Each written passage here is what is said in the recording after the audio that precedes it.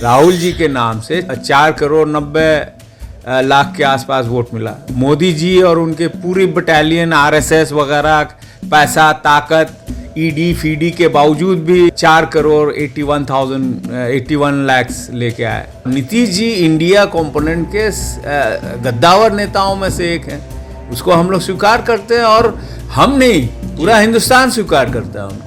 नमस्कार, आप देख रहे हैं लाइव सिटीज। मैं हूं आपके साथ सौरभ राज। हाल ही में हुए विधानसभा चुनाव में कांग्रेस की करारी हार हुई है। क्या 2024 लोकसभा चुनाव में अब कांग्रेस के पास वो पॉलिटिकल पावर है जो बीजेपी नरेंद्र मोदी को हरा दे? मेरे साथ बात करने के लिए कांग्रेस के सांसद मोहम्मद जावेद हैं, इनसे बात करेंगे। जावेद साहब, जो 3 राज्यों के जो परिणाम आप देखें, छत्तीसगढ़, राजस्थान, मध्य प्रदेश, अब 2024 में क्या होगा? ये इसमें कोई शक नहीं कि हम लोग का 3 स्टेट हम हारे हैं, लेकिन अगर आप आंकड़ा देखें 4 स्टेट्स की इलेक्शन हुई थी जो मेन बड़े स्टेट्स हैं और एक मिज़ोरम। तो इन स्टेट्स में हमें बीजेपी से 9 लाख से ज़्यादा वोट मिले हैं। तो वो भी एक विषय है जिस पे आप लोग को ध्यान देना चाहिए। तो कहने का मतलब ये है कि जो ये सीट जीते हैं, कई सीट ऐसे हैं जो बहुत कम मार्जिन से जीते हैं जी, और बहुत तरह की शिकायतें मिल रही हैं। ईवीएम के बारे में लगातार ये पाया जा रहा है कि पब्लिक शिकायत करती है, नेता नहीं। तो मैं आग्रह करना चाहता हूँ और एक तरह से चैलेंज देना चाहता हूँ कि एक इलेक्शन आप बैलेट से करा लीजिए, तो लोगों में जो कन्फ्यूजन है वो दूर हो जाएगा। और दूसरी बात ये है कि जब भी इस तरह का इलेक्शन होता है जहाँ हम जीतते हैं उसका आप चर्चा नहीं करते। तो तेलंगाना में जहाँ हमें 3rd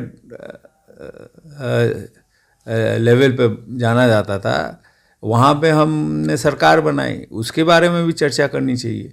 और जहाँ पे हम हारे हैं, बहुत मिनिस्क्यूल वोट परसेंटेज से हारे हैं, ये सब शिकायतों के बाद भी, तो इसको गंभीरता से लेने की ज़रूरत है। जो मूल सवाल ये है सर कि 2024 में क्या अब नीतीश कुमार की ज़रूरत है? आप लोगों को नीतीश कुमार के अनुभव की ज़रूरत है, एक सीनियर लीडर की ज़रूरत है, क्योंकि राहुल गांधी के नाम पे वोट तो नहीं मिल रहा है आप लोग को। तो आपको क्या लगता है कि जो इतना 9 लाख बीजेपी से ज़्यादा वोट मिला है, तो आपके और मेरे नाम से वोट मिला है या और किसी के नाम से वोट मिला है? सरकार तो 4 लाख नहीं, सरकार नहीं बन पाई तो उसको जायज़ा लेना होगा। राहुल जी के नाम से 4,90,00,000 के आसपास वोट मिला। मोदी जी और उनके पूरी बटालियन आरएसएस वगैरह पैसा ताकत ईडी फीडी के बावजूद भी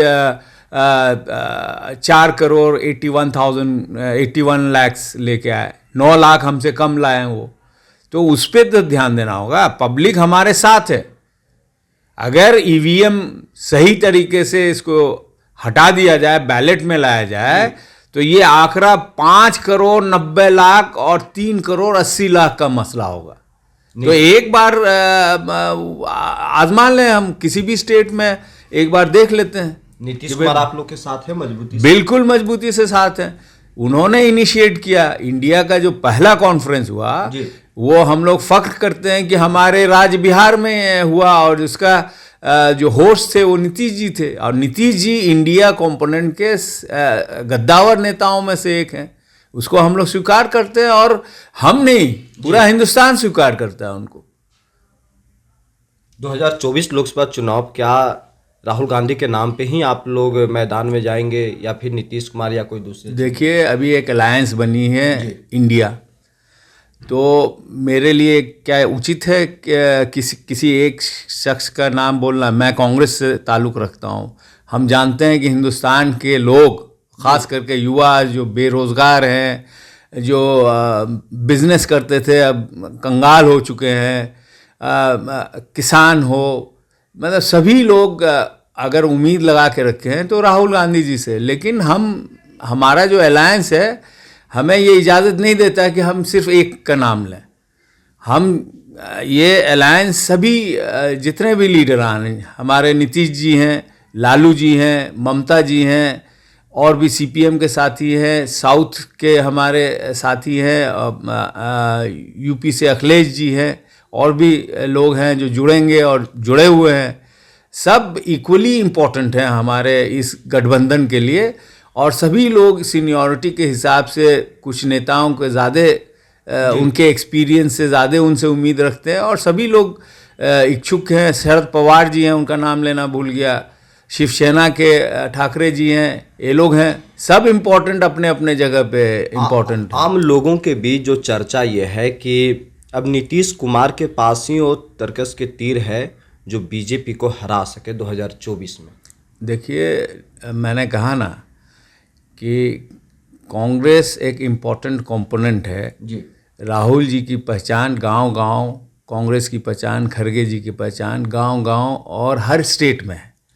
बाकी जो हमारे सीनियर नेता हैं वो भी बहुत गद्दावर नेता हैं, लेकिन उनमें से कई हैं जिनका इन्फ्लुएंस लिमिटेड एरियाज़ में है। हम सबका सम्मान करते हैं, ये हम नहीं कह रहे कि हम लीड कर रहे हैं।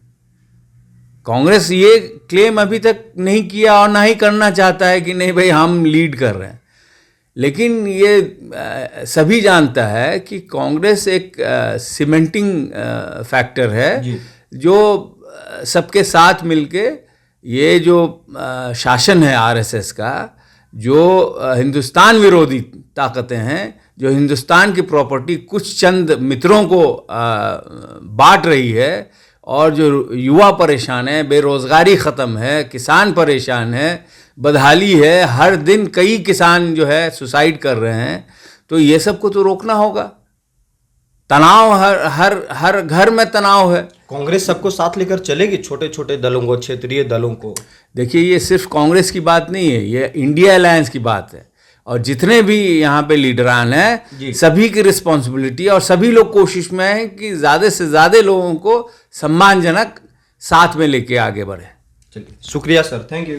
Thank you. राहुल जी के नाम से 4,90,00,000 के आसपास वोट मिला। मोदी जी और उनके पूरी बटालियन, आरएसएस वगैरह, पैसा, ताकत, ईडी फीडी के बावजूद भी 4,81,00,000 लेके आए। नीतीश जी इंडिया कंपोनेंट के गद्दावर नेताओं में से एक हैं, उसको हम लोग स्वीकार करते हैं, और हम नहीं, पूरा हिंदुस्तान स्वीकार करता है उनको।